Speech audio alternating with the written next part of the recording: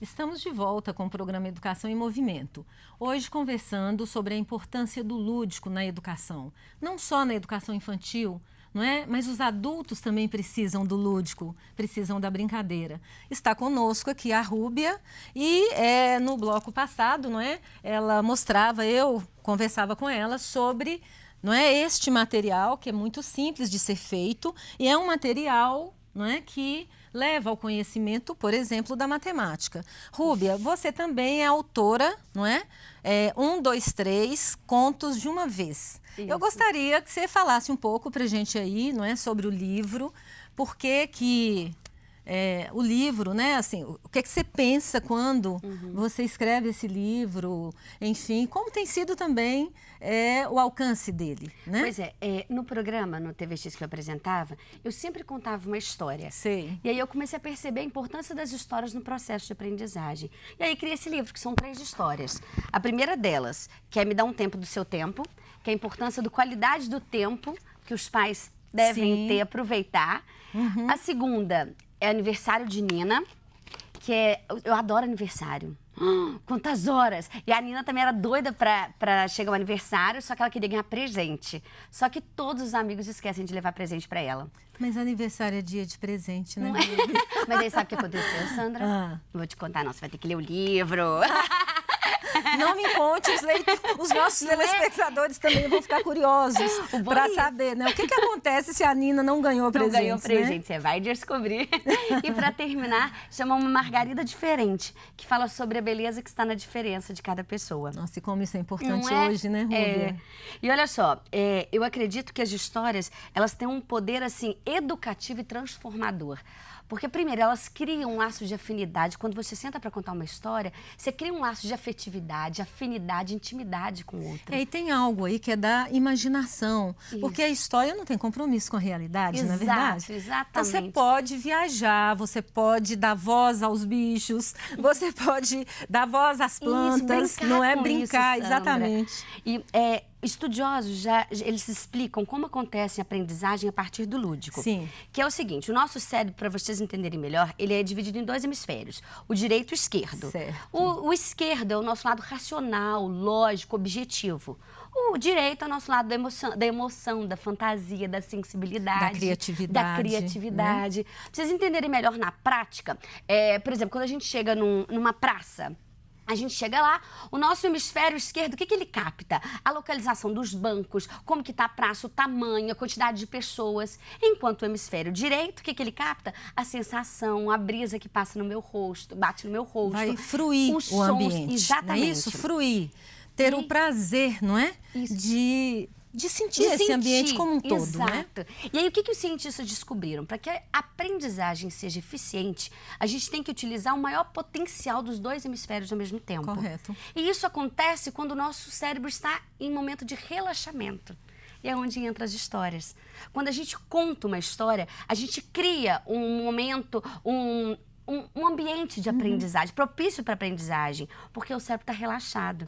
Enquanto o hemisfério direito, ele capta o que está acontecendo, o roteiro, o que está acontecendo naquela história, o enredo, o hemisfério direito, ele sente, ele vive, ele experimenta.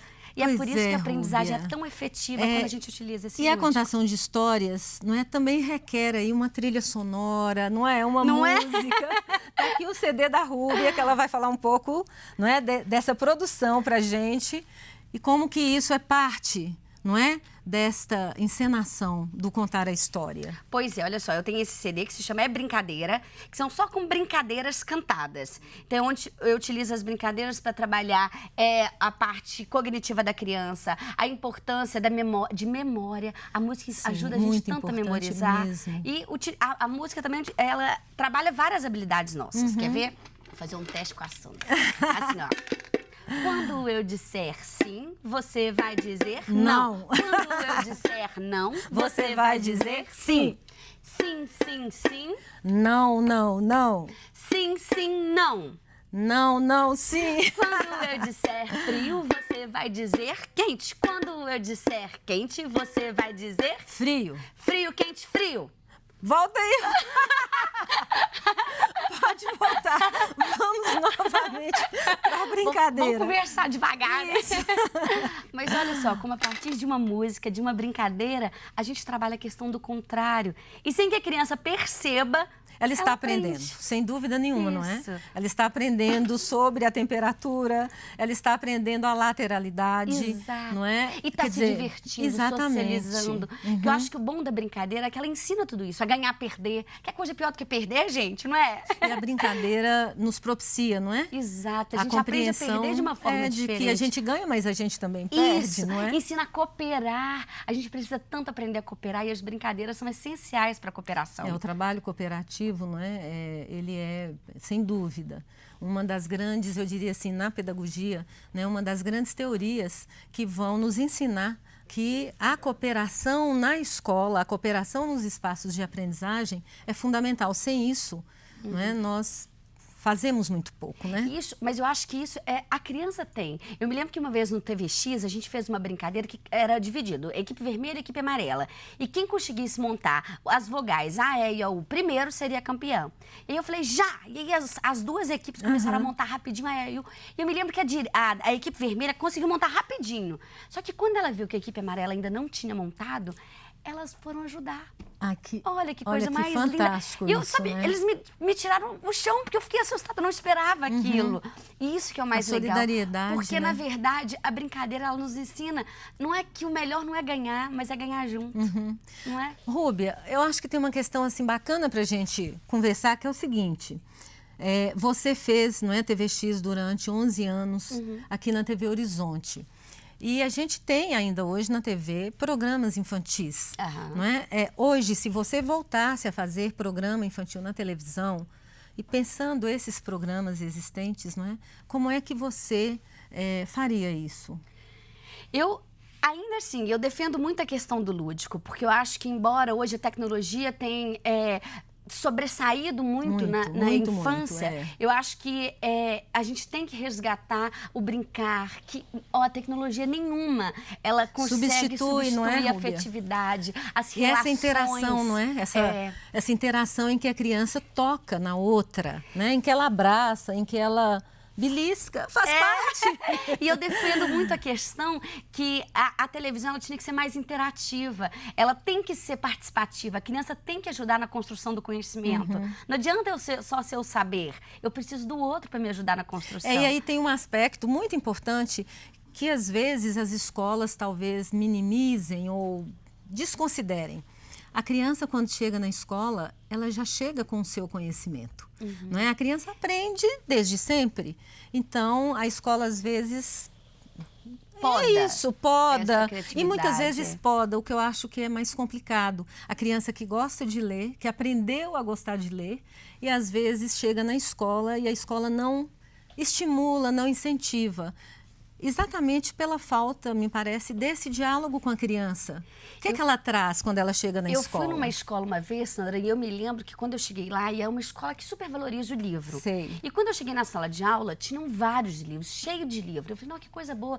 Mas eu notei uma coisa, as crianças não conseguiam alcançar os livros. Simples, né? Então, do que adianta você valorizar o livro se eu não posso pegar, se eu não posso folhear? Então, a aprendizagem tem que ser assim, para eu ensinar a gostar, eu tenho que ser referência, eu tenho que deixar com que as crianças. E a aprendizagem envolve livros. todos os sentidos, não é? Todos.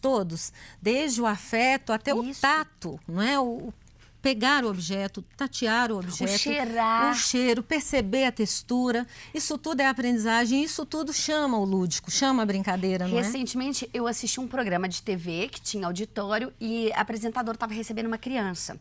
E a criança devia ter uns 6 anos. E você olha e fala assim, uma criança de 6 anos, ela gosta muito de escola, porque a escola deveria ser um ensino prazeroso. Claro. E quando a apresentadora virou para a criança e falou assim, o que você mais gosta da escola? Ela falou assim, nada. Aí a apresentadora ficou assim, não é possível, mas não tem uma hora que você gosta? Qual a sua hora preferida? Aí o menino falou assim, a minha hora preferida? Na hora de ir embora.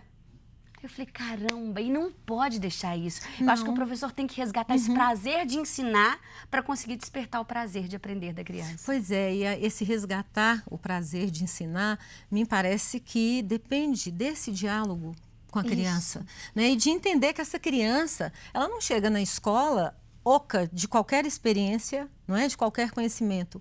Não, ela traz de casa muitas experiências. E você isso precisa ser levado em conta, saber não é? ouvir, né, Sandra? Eu acho que falta isso. Você tem que ouvir o que o outro quer, o que o outro deseja de você, o que o outro precisa de você. Eu acho que as perguntas do educador têm que mudar. Ao invés de dizer como envolver os meus alunos, é como me envolver junto com os meus como alunos. me envolver com eles. Isso, não é? Isso faz toda a diferença. Porque aí sim a aprendizagem vai ser mais eficiente. Rúbia, vamos, né, encerrar o nosso segundo bloco. Faremos mais uma pausa nessa discussão, mas não saia daí. Daqui a pouco estaremos de volta.